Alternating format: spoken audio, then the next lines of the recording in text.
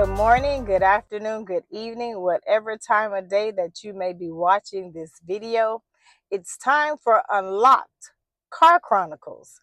This week's episode from Unlocked, Being Freed from Your Dysfunctional Prison, we're going to discuss the reflections from Chapter 10, Hollow, Not Going Back. This is a trigger warning chapter, but we're going to actually discuss the reflection, which is entitled Empty Shell. So this week, just remember, as I stated last week, that as we go into the reflection questions, that the book was not written just for you to read about the traumas, the struggles, the different things that I went through and overcame. But the book was meant for you to the reader to do a deep dive and look at your life as well as you walk alongside of my journey as you're reading. After each chapter, tongue-tied, after each chapter, there are reflection questions. As I said before, you may resonate with some of the things that I have gone through. You might not resonate with some of the things I've gone through, but the reflection questions could really help you look at certain situations, certain life choices, and different challenges that are going on within your life that you need to change or could do better at to have a better quality of life. So this week, we're going to look at the reflection from Empty Shell. And this is just part of the reflection questions on this one. When you stop to look at your life from the earliest point, you can remember what relationship types, emotional struggles, or other crises have left you worn out. Think about that. Have left you worn out. We go through things, we hear, oh, life be lifing, and it does. Things happen, but normally we can bounce back, or we should be able to bounce back. But what relationships, emotional struggles, or other crises or traumas or different things have you gone through that at the end of the day, you just feel worn out? You're tired. You feel alone, abandoned, rejected. Think about that. The next part of the reflection question is, what are you tired of in this moment that you want to change? Many times we think about, oh, I want to change this, I want to change that. A lot of times we're looking at outer appearance. I want to change my hair. I want to change the kind of clothes I wear, my jewelry, my makeup, my glasses, or I don't like how my nose is. I don't like my weight. But this isn't talking about change as far as your outer appearance. This is what's on in the inside of you that you see every day when you look in the mirror. And you believe that other people see it also when they see you because you can see it. But a lot of times we see things within ourselves that other people just don't see. We may see ourselves as a failure. We may see ourselves as a disappointment because a lot of times these were things that were spoken to us as a child, into a teenager, into a young adult, into adulthood, and now. But just because people have said those things to us doesn't mean that we now have to ingest those things and become those things. But if we don't know and we don't understand, like I said, this is being freed from your dysfunctional prison. A lot of us have grown up in dysfunction. And we were told, oh, you can't be that. You're going to be just like your mama. You're going to be just like your daddy. You're worthless. You're nothing. You're no good. You're dumb. You're stupid. You're whatever. And as much as we wanted to not believe it, because those things were hammered into us for so long, it becomes a part of our DNA. It becomes a part of our nature. And then now it's no longer the person saying those things to us in our ear. Now we have adopted that same sentiment and nature, and we're speaking those things to us. So now when something happens, because guess what? Mistakes happen, lives, things happen. Now when different things happen and they don't go the way we think they should, or they don't go the way that we want to, or there's a mistake and something happened and it goes left instead of right. Now here we're whispering, see, that I was so dumb. Why did I do that? That was so stupid. I knew I couldn't do this. No, no.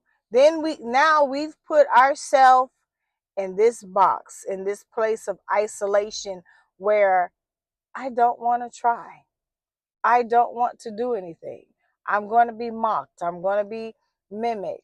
And then now you're in this state of loneliness. You're in this state of feeling worthless, less than. And even if you are doing something good, or you do something good and someone tells you a great job, you don't want to celebrate it because you're in fear of, well, I might mess up tomorrow or maybe later today. It's a mindset. And we have to change our mindset. Even in one of the earlier reflections that I have, it's a coming face to face. It's a reflection. And in this one, I actually tell you to get a mirror. You can get it from your bathroom mirror. You can have a compact mirror, a handheld mirror. But even with the different reflection questions, even this, I urge you, get in front of a mirror and be honest with yourself. What things have gone on in your life that truly have worn you out? That you feel like you're gasping for air. You feel like the waves of life are just crashing over you and you can't catch a breath. You can't catch a break.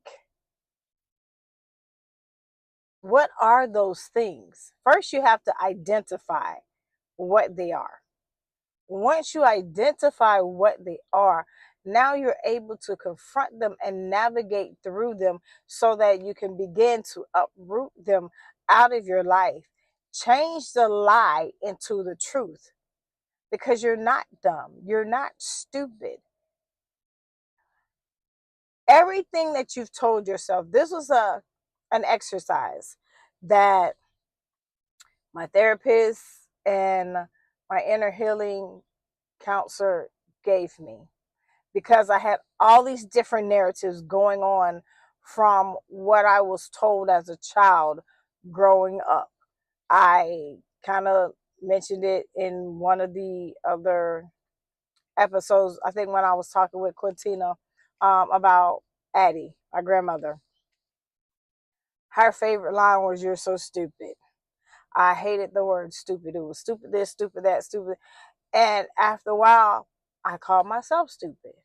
And it got to the point where my husband was like, "Why do you keep doing that? Like, you're not stupid, you're smart." And but it was so ingrained in me from what it was she said that I began to mimic and parrot and say it myself. So then when something went left or something went wrong or I couldn't figure something out, instead of me just being still, stopping, taking a moment, I just labeled myself stupid because that's what she said. One of the things that we had to do was I had to make a list of every negative thing that I said about myself, I thought about myself, or someone else had said or spoken over me. It was a long list, y'all. We ain't gonna go through the list, but it was a long list. Then she had me go to the dictionary. Because, for every word in the dictionary, there's a synonym, there's an antonym. The synonym is words that are similar. Antonym are those that are opposite. So she wrote, write every negative thing that you can remember. And I was writing. She said, if you think it's something else, she said, just stop, pray, ask God to show you. She said, but give it a few days, but make a list. So every day I was adding to the list, it was like pages. So I had to take my time. Once I took 3 days. 3 days. I completed the list. And then I looked at it like, wow. So then what I had to do, now I had to go, I got on my computer and I found the opposite of that word to write the positive. And some of them were similar. Like I said, you have the synonyms, which are similar, antonyms. So, if you're not being called stupid, you're being called dumb. But what is it? It's the same thing. Basically meaning what? You're not smart. You're unintelligent. So I had to go through and write the opposite. And so it wasn't just like, okay, I wrote the opposite. What is the opposite of stupid? Okay, it's smart. What is the opposite of I hate you? Oh, I love you. It wasn't just that. Once I wrote the opposite, which is the positive, now every time that thought came to my mind, I had to speak the new word. Anytime the thought came like, oh, you messed that up, you just stupid. No, you know what? I am smart. I didn't figure that out right away, but now I understand and I'll get it next time.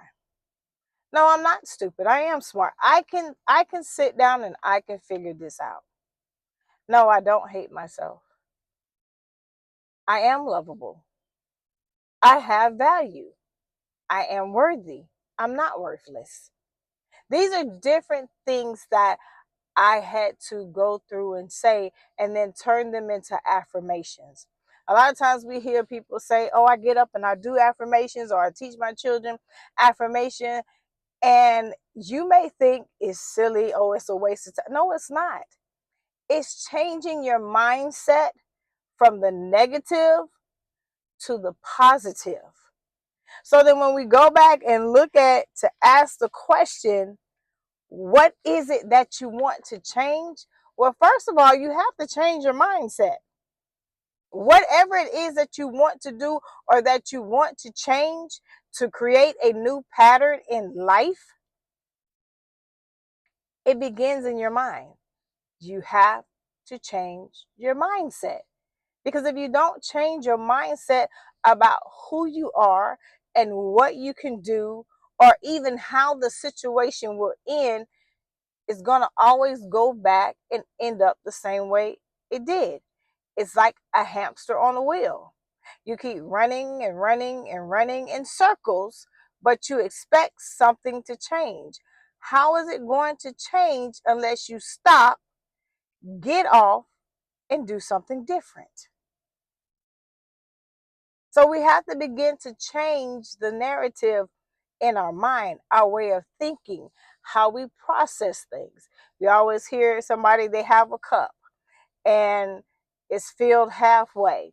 And you can ask two people, is the cup half full or is the cup half empty? And some people may say it's half empty, where you're looking at it negatively. And someone else will be like, oh no, it's half full. Meaning like, okay, it's something in there. There's something in there that I can use until I can fill it all the way up. So what is it that's in you that you can use, that you can do to get you to your next? Because guess what? The power is within you to be able to unlock yourself from your dysfunctional prison. You may need help. You may need a counselor. You may need a therapist. You may need a life coach. You may need a mentor. Whatever it is to help you get to where you desire to go. But the power is still within you, because you have to take the step. You have to do the work. You have to move forward. The reflections that are in this book, they are there to help you identify, get some tools to begin digging, begin doing the work, begin taking the steps. I've also identified in the book that there are some links for you to get help. I I also am I am a licensed Christian counselor. I have my AA in Christian counseling, and I am a certified life coach. There are some things that I will be honest. There are some things that I can be like, yes, I can most definitely help you with that. And there'll be some things I'll be like, you know what? That's that's a little out of my league. I can't do that. But I have people that I can refer you to. You don't have to walk this journey alone. You don't. It's just about taking the step. Take one step every day. If it's first identifying the things you want to change, identifying the things that wear you out, and making a list and writing it down. Okay, this is too much. This is wearing me out. Okay, can you change it? Because there are some things that we can change, meaning that you don't have to do that. You can do something differently. If it's people or relationships, depending on what it is, those may be relationships or people that, you know what, you may need to cut off or at least create some distance until you can get yourself together to deal with them. Everything doesn't have to be a head chop like up, it's done. Sometimes you have to create space, create distance to decide what type of relationship is this. Is it a toxic relationship? Is it a relationship that, okay, yeah, some issues or some things I don't like, but maybe we can sit down and we can talk about this, and some change can take place, and we can still have some type of a relationship. Or it could be a thing of, okay, I'm trying to have the conversation, or you've had the conversation, but that person still wants to see you in the same light, or they dismiss you altogether of your thoughts, your feelings. Because when we change and become better, when we're no longer in that space of dysfunction in our mind, guess what? Our actions change, our mindset change. The people we want to be around changes, the places we go to change, because we're no longer in that frame of mind. So we no longer want to go or be in those places of destitute and dysfunction because we've come out. They're going to say, oh, you think you better than me. I'm better now. And that could be your response. I didn't say I was better than you, but I am better now. I'm a better version of me who doesn't need those things anymore. Maybe it's certain vices that you had before. My vice before was drinking. I don't drink anymore. I don't condemn anybody that does drink. I don't do it anymore because it was what I used to camouflage the pain. It was what I used to disconnect from whatever it was that was going on. It was a bad day at work. The kids was getting on my nerves.